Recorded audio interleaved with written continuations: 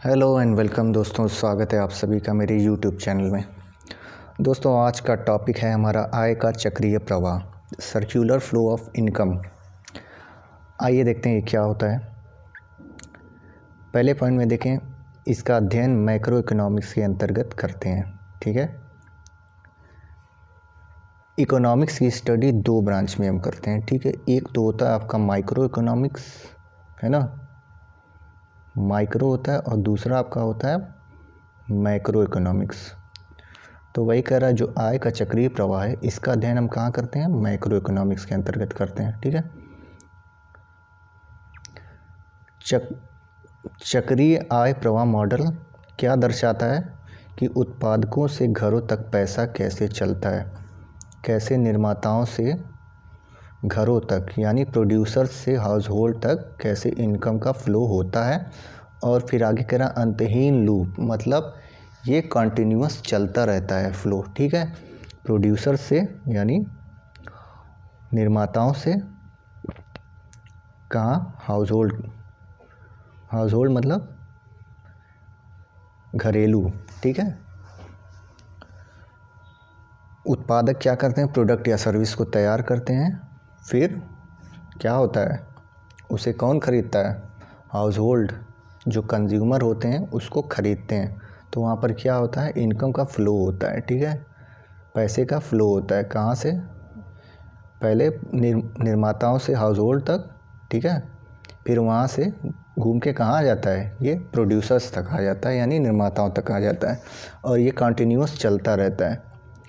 फिर कह रहा है, एक अर्थव्यवस्था में पैसा उत्पादकों से श्रमिकों को मजदूरी के रूप में मिलता है। ठीक है, कोई उत्पादक है, किसी चीज़ को प्रोड्यूस कर रहा है तो क्या करेगा, लेबर रखेगा ना, श्रमिकों को रखेगा, श्रमिकों को क्या देगा, मजदूरी देगा। ठीक है, वेजेस देगा, और फिर कह रहा है आगे, फिर श्रमिकों से उत्पादकों के लिए वापस ले जाता है।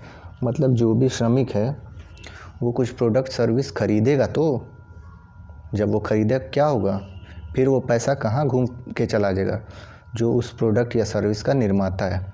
तो इस तरह से क्या होता है, ये पैसा जो है, ये इनकम जो है इकोनॉमी में ये घूमती रहती है। ठीक है, इसका फ्लो होता रहता है गोल गोल।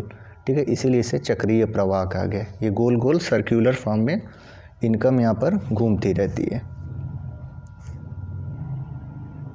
अब देखें आय का चक्रीय प्रवाह के चरण, इसके फेजेस कितने होते हैं। पहला फेज़ है इसका जनरेशन फेज़, दूसरा है आपका डिस्ट्रीब्यूशन फेज़, फिर है आपका डिस्पोजिशन फेज़। जनरेशन फेज़ क्या होता है, इस चरण में फर्म्स फैक्टर सर्विसेज की मदद से वस्तु और सेवा का उत्पादन करती हैं। जो भी फैक्टर सर्विसेज हैं उनकी मदद से क्या करते हैं, फर्म्स जो होती हैं वो प्रोडक्ट या सर्विस को प्रोड्यूस करती हैं। किस फेज़ में, जनरेशन फेज़ में। दूसरी फेज़ है आपकी डिस्ट्रीब्यूशन फेज़। इसमें क्या होता है, फैक्टर इनकम के प्रवाह को शामिल किया जाता है। ठीक है, जो भी फैक्टर इनकम है उनके फ्लो को शामिल किया जाता है, जो फर्म से हाउस होल्ड की ओर होता है, यानी प्रोड्यूसर से या फर्म से कहाँ जाता है, ये हाउस होल्ड की तरफ। ठीक है, हाउस होल्ड की तरफ जाता है। फिर तीसरा हमारा फेज़ है डिस्पोजिशन फेज़। अच्छा, इसमें क्या होता है, इस चरण में फैक्टर ऑफ प्रोडक्शन जो है, फैक्टर ऑफ प्रोडक्शन क्या क्या होते हैं आपके लैंड है ना, लेबर है, और क्या है, कैपिटल है, और एक क्या हो गया, एंटरप्रेन्योरशिप हो गई। ठीक है, उद्यमिता जिसे कहते हैं, यानी भूमि, मजदूरी, आपकी पूंजी और उद्यमिता। ठीक है, ये सब क्या है आपके फैक्टर ऑफ प्रोडक्शन है। तो वही कह रहा है, तीसरे चरण में क्या होता है, फैक्टर ऑफ प्रोडक्शन से जो आय प्राप्त होती है उसे वस्तु और सेवा पर खर्च किया जाता है। ठीक है,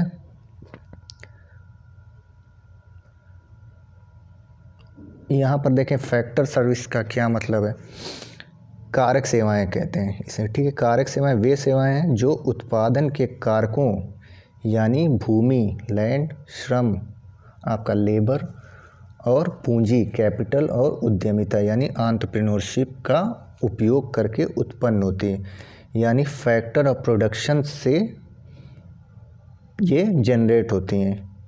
क्या होती हैं? फैक्टर सेवाएं वे सेवाएं होती हैं जो उत्पादन के कारकों यानी फैक्टर ऑफ प्रोडक्शन होते हैं, उनका उपयोग करके उत्पन्न की जाती हैं या उनसे उत्पन्न होती हैं। लैंड है आपका, लेबर है, कैपिटल है, एंटरप्रेन्योरशिप है, ये सब क्या है आपके फैक्टर्स ऑफ प्रोडक्शन, उत्पादन के साधन या फिर उत्पादन के कारक कह लो। ठीक है, तो आज के टॉपिक में बस इतना ही, और लौटेंगे हम अगले वीडियो में नए टॉपिक के साथ। और प्लीज़ इस चैनल को लाइक करें, सब्सक्राइब करें, शेयर करें, और तब तक के लिए मिलते हैं अगले वीडियो में। धन्यवाद।